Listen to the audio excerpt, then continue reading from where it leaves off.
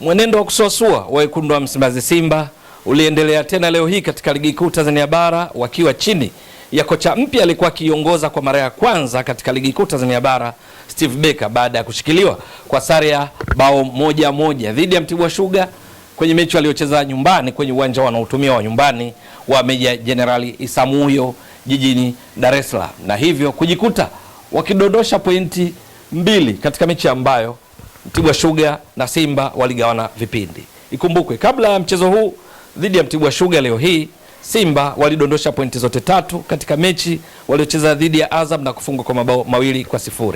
Lakini leo hii baada ya sare ya bao 1-1 Simba sasa wameshacheza michezo 6, wamefikisha pointi 13 kati ya pointi 18 walizopaswa kuwa nazo kutokana na mechi 6, na performance yao kwa sasa ni around 72%, ikiwa ni mwenendo ambao kocha Steve Becker na kikosi chake wanapaswa kufanya ya ziada ili kuimarisha, hasa kutokana na namna walivyocheza leo hii dhidi ya Mtibwa Sugar.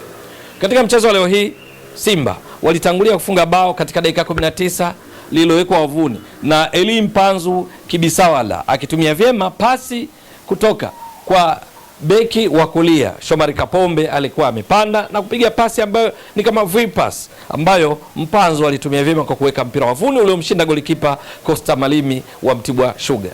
Lakini katika kipindi cha pili Mtibwa walikuja juu chini ya maelekezo kutoka kwa kocha wao Chipo, wakafunga bao la kusawazisha katika dakika ya 60 ambalo lenyewe liliwekwa na Charles Magata, na hivyo mpaka mwisho wa mchezo kuifanya Mtibwa ipate pointi 1 muhimu, na huku Simba ikibaki katika nafasi ya 4 kwenye msimamo kutokana na kufikisha pointi 13 ikiwa imecheza mechi 6, na hivyo kupoteza pointi 5 baada ya michezo 6. Lakini kwenye mabao Simba sasa ina mabao 12, imeruhusu mabao 4. Kumbuka wapinzani wao hasa katika mbio za ubingwa Yanga wao wameruhusu bao 1 tu mpaka sasa, wakiwa wamecheza idadi sawa ya mechi kama Simba mechi 6.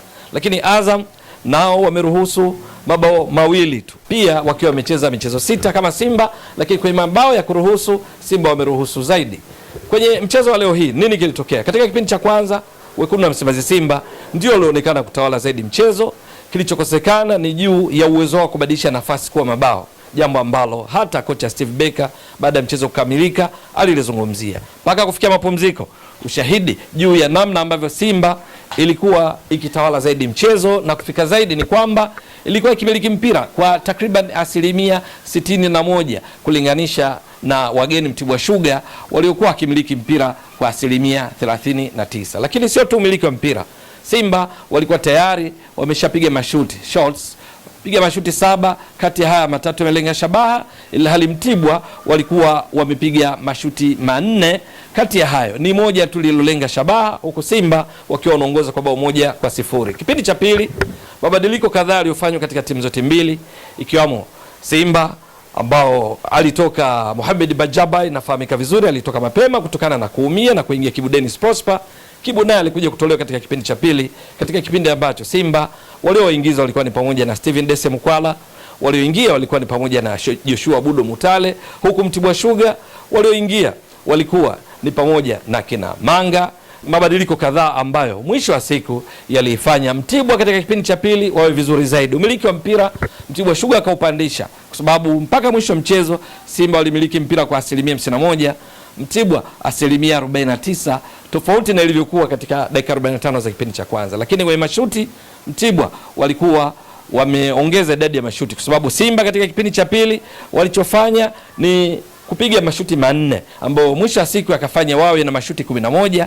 Katika kipindi cha pili Simba walipiga shuti 1 tu la kulenga shabaha, na hivyo jumla wakawa wamepiga mashuti 4 ya kulenga shabaha katika mchezo mzima, ilhali Mtibwa Sugar wao waliongeza idadi ya mashuti kutoka mashuti 4 ya kipindi cha kwanza wakaongeza mashuti mengine 4, jumla wakawa Mtibwa wamepiga mashuti 8, ilhali katika mashuti yaliyolenga shabaha kipindi cha pili walipiga mashuti 3 likiwamo bao dakika 60, na hivyo kwa ujumla wakawa wamepiga mashuti 4 yaliyolenga shabaha katika mchezo ambao kipindi cha kwanza Simba walipoteza nafasi kadhaa ambazo lau kama ungekuwa na utulivu akina Eli Mpanzu Kibisawala, Selemani Mwalimu, pengine wangekuwa na kitu cha ziada. Lakini katika kipindi cha pili Mtibwa Sugar nao lau kama kungekuwa na utulivu zaidi, pengine wangekuwa na uwezo wa kuweka bao lingine, kwa sababu walitulia zaidi. Eneo la kati walionekana kulitawala kwa kina Juma Nyangi Ganambali, lakini pia kina Kasim Shaibu aka Mayele walikuwa wakifika kwa utulivu, lakini kuzitumia nafasi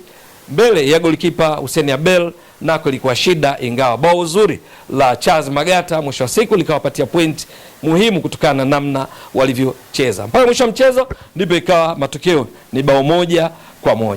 Labda kitu gani leo hii kiliwabeba Mtibwa wakapata point ambayo pengine kwa wengi hawakutarajia kwamba Mtibwa anaweza kaipata kutoka kwa wekundu wa Msimbazi Simba, mechi ya ugenini kwenye uwanja mkubwa kwa vipimo vya eneo la kuchezea wa Meja Jenerali Isamuhyo. Na kwa nini Simba leo hii walishikiliwa tena kiasi ya kwamba kadondosha pointi 2?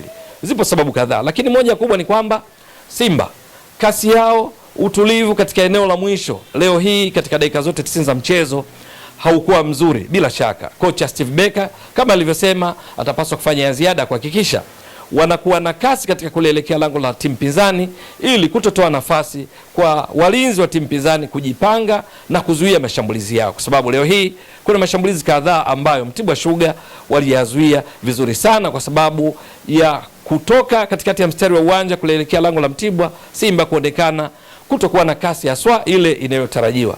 Na ndipo mwisho wa mchezo haikushangaza hata kidogo kuonekana kijana Harun Liawatwa akiwa ndiye mchezaji bora wa mchezo miongoni mwa mabeki wa Mtibwa Sugar. Lakini jambo lingine ni juu ya zile nafasi chache ambazo waliweza kuipita ngome ya Mtibwa Sugar, utulivu wa kuweka mpira wavuni uliathiri Simba. Lakini kwa Mtibwa Sugar utekelezaji wa mipango ya benchi la ufundi chini ya Chipo hasa katika kipindi cha pili ulionekana kuwasaidia zaidi, kwa sababu vijana wa Mtibwa Sugar walionekana ingawa kuwa nyuma kwa bao 1-0 mpaka mapumziko, kipindi cha pili waliingia wakiwa wako composed zaidi, wametulia zaidi, hawaoshi mipira licha ya kujua kwamba wao ni timu ya pili, lakini walipopata mpira walikuwa hawaibutui, wanaipitisha kwenye njia maeneo ya kati ukienda vizuri. Lakini wakati huo kingine kilichowabeba mpaka wakaambulia pointi muhimu dhidi ya Simba ni juu ya kujituma kwao hasa katika kugombania mpira 50 kwa 50, kwamba katika muda mwingi wa mchezo wao ni timu ya pili, lakini hawakukubali hata kidogo katika mapambano ya mpira